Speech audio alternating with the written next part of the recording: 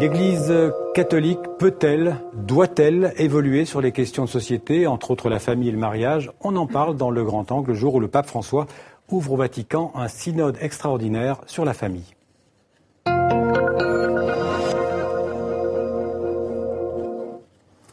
Alors pendant 2 semaines, jusqu'au 19 octobre, les évêques de l'Église catholique, mais aussi des experts religieux ou laïcs, vont dialoguer sur tous les thèmes de la famille. Au total, 38 questions et des réponses pour faire évoluer la doctrine de l'Église. Un synode considéré par les observateurs comme un premier test important et délicat pour le pape François, tant les points de vue sont contradictoires à l'intérieur de l'Église. Enfants au premier rang par dizaines, ce n'est pas un hasard. La famille est mise en avant.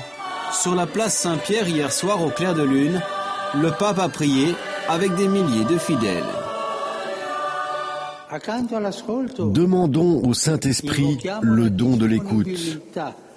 Nous souhaitons une rencontre sincère, ouverte et fraternelle selon le don de l'Esprit Saint. Le secret est dans le regard. C'est le 3e cadeau que nous demandons à notre prière. Ce matin, dans la basilique Saint-Pierre, c'est l'ouverture officielle de ce synode. Un synode est un rassemblement d'évêques. Ils sont 200 venus du monde entier. Thème de discussion donc le mariage et la famille. Aujourd'hui encore, les enfants sont en bonne place, mais durant 15 jours, ce sont des débats assez vifs qui sont attendus entre conservateurs et progressistes. Le pape, souvent jovial, est apparu grave. L'enjeu est d'importance, lui qui tend à diffuser l'image d'une église plus humaine, moins rigide et très attendue. Comment aborder en 2014 des sujets comme la contraception, les cohabitants hors mariage, l'accès à la communion pour les divorcés remariés ou encore le mariage homosexuel? En un mot, comment réduire le fossé entre les multiples formes de la famille aujourd'hui et le message de l'Église? Des laïcs et des femmes seront invités à participer au débat. Alors pour évoquer certaines de ces nombreuses questions, 2 invités sur le plateau du 64 minutes. D'abord Thibaut Collin, bonsoir. Bonsoir. Alors Thibaut Collin, vous êtes agrégé de philosophie, professeur de philo au collège de Stanislas à Paris et vous venez de publier Divorcés, remariés, l'Église va-t-elle enfin évoluer, en sous-titre avec un point d'interrogation chez Desley de Breuer. En face de vous, Jean-Marie Andrès, bonsoir. Bonsoir. Vous êtes président de la Confédération nationale des associations familiales catholiques. Alors, première question peut-être pour vous, Thibaut Collin. L'enjeu de ce synode, on l'a dit, est important pour le pontificat de François, du pape François. Oui, il est important puisque le pape François a manifestement une volonté de rejoindre les personnes de notre époque là où elles se trouvent, et notamment les catholiques. Et tout ce qui touche la famille, le mariage, la sexualité, sont des questions très importantes qui ont beaucoup été abordées par le pape Jean-Paul II. Ouais. Mais le fait est que sur le terrain, si je puis dire, il y a encore beaucoup de choses qui ont du mal à être comprises, à être assumées. Et donc le pape François, au lieu de mettre sous la table les questions qui fâchent, les met en pleine lumière. Alors justement, on a parlé de lutte entre les conservateurs et les progressistes. Vous pensez que le pape François, il est plutôt de quel côté? Il a envie d'ouvrir l'Église à l'adapter à l'époque d'aujourd'hui? Je pense que catholique, ça veut dire universel. Universel, ça veut dire c'est une église pour tous. Une église pour tous, ça veut pas dire une église qui porte pas un message ou qui l'adapte en fait simplement aux opinions. Mais c'est une église qui se pose la question, quand mon enseignement n'est pas compris, qu'est-ce qu'il faut pour qu'on le comprenne? Et puis aussi, qu'est-ce qui fait qu'aujourd'hui, finalement, la famille aspire à des choses plus denses, différentes? C'est vrai qu'avec le temps, on ne vit pas les mêmes choses dans la famille. Au XVIIIe siècle, on passait 20 ans avec son épouse. Aujourd'hui, on passe plus de temps avec son épouse sans enfants que pendant l'époque où on élève ses enfants. Donc vous voyez qu'en fait, en même temps, ce pape a le souci d'apporter des éclairages nouveaux parce qu'il y a des problématiques nouvelles, des interrogations nouvelles. Alors il y a beaucoup de questions. Je disais la question des divorcés remariés, on va en parler puisque c'était l'objet de votre livre. L'union libre et le désir de famille, la préparation, le suivi des mariages, les mères célibataires, l'homosexualité, les enfants divorcés, l'avortement, la contraception, les préservatifs. Enfin, il y a énormément de sujets qui sont sur la table, je dirais, de ce synode des évêques. Parlons justement de divorcés remariés. Vous dites dans votre livre, l'interdiction faite aux divorcés remariés de recevoir la communion eucharistique et le sacrement de mariage sera-t-elle levée? Vous posez la question, est-ce que l'Église va évoluer? Comment vous y répondez? Moi, je pense que pour d'abord essayer de comprendre, il faut voir que l'Église n'est pas une démocratie, fonctionne pas comme une démocratie. Ouais. La doctrine de l'Église se déploie de manière homogène, en lien avec la tradition, et c'est clair qu'il y a beaucoup de gens qui pensent que l'Église va évoluer parce que ils ont des attentes importantes, et il me semble que là, le pape François a ouvert une attente qui, à mon avis, risque d'être déçue parce que je pense que au niveau de la doctrine, les choses ne peuvent pas évoluer pour des raisons très profondes, parce que si on permet à des divorcés qui sont remariés civilement d'accéder au sacrement de réconciliation et à l'Eucharistie, ça veut dire que l'Église reconnaît la légitimité de leur nouvelle union. Or, pour l'Église, le mariage est indissoluble. Donc à partir du moment où le mariage est indissoluble, leur situation est contradictoire avec ce que l'Église et le Christ demandent. Pour vous aussi, Jean-Marie Andrés, un mariage religieux ne peut pas être annulé. Si vous voulez, sauf exception. Non, mais en fait, l'aventure du couple, c'est une aventure vers l'unité. Aller vers l'unité, c'est un projet de vie. Et donc, c'est vrai que l'Église dit, mais c'est pas facile de dire on a un projet de vie et en même temps on l'interrompt, on en change. Donc c'est de là cette espèce de quiproquo. En même temps, l'Église a souci en fait de se dire, mais il y a effectivement des gens qui sont engagés dans quelque chose qui a abouti à un échec. Que va-t-on proposer à ces personnes ? L'Église est pour tous.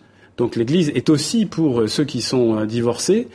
Donc nous allons trouver, sans avoir besoin de se renier, certainement une meilleure place. Oui, Thibaut Collin. En fait, l'Église n'annule jamais le mariage, mais elle peut reconnaître, alors sur certaines conditions, qu'il y avait justement qu'il n'y a pas eu vraiment mariage, c'est-à-dire extérieurement il y a eu la fête, la messe, la robe blanche, etc. Mais par exemple il y avait un problème de maturité dans le consentement, un déséquilibre psychologique, et donc pour ces raisons-là le mariage pourrait être éventuellement annulé. Alors annulé entre guillemets parce qu'en fait encore une fois annulé ça veut dire qu'il y a eu un vrai mariage, mais et qu'on l'enlève. Or en fait voilà, s'il y a eu mariage, il y a mariage et il reste indissoluble. Alors ce qui peut arriver et ce qui est déjà le cas. Et là je pense qu'il va y avoir des évolutions, pas sur le fond, mais peut-être dans la possibilité d'accéder à ça, parce que là, il y a plusieurs cardinaux qui sont opposés sur certains sujets, mais qui, en fait, se rejoignent en partie là-dessus, pour qu'il y ait peut-être un allègement de certaines procédures de reconnaissance d'invalidité du mariage. C'est pas la même chose que l'annulation. Même question que celle que j'ai posée tout à l'heure à Jean-Marie Andrés. Sur ces questions, vous voyez le pape François plutôt comme un progressiste ou un conservateur, ou bien ce sont des questions de journalistes qui n'ont pas lieu d'être?